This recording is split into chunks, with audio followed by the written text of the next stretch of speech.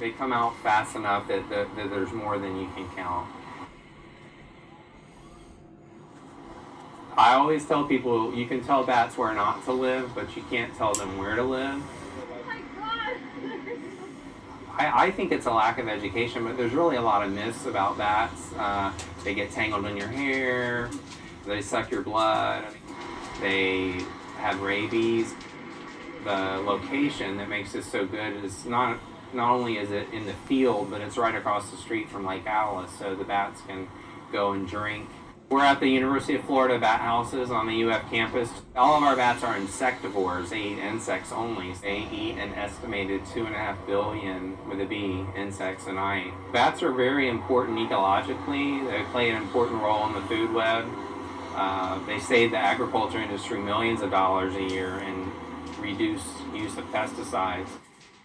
The Brazilian free-tailed bat is the most common bat that we have in our bat houses, and it's actually the most common mammal in the state. We also have some southeastern myotis and also some evening bats that live in the houses. The history is that in 1987 there was a historic building on campus, Johnson Hall, that had been around since the early 1900s, and they had a kitchen fire and that building was destroyed. There was a very large colony of bats living in the attic of Johnson Hall. So after the fire, they flew and inhabited other places on campus. The university had hired someone to come in and capture more than 1,000 of the bats and put them into the bat house, and they stayed there that day. That night at dusk, they flew out and they did not come back the next morning. And that happened at least 23 times over the 3.5-year period. And it wasn't until 95 that we had a continuous population. Out of more than 1,300 species of bats worldwide, there's only 3 species of vampire bat. We have none of those in the United States.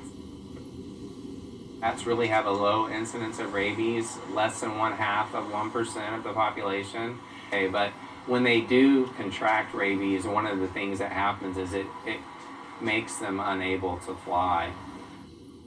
I always tell people if you find one lying on the ground, do not pick it up. The chance that it has rabies goes up much higher to like 30% if it's on the ground.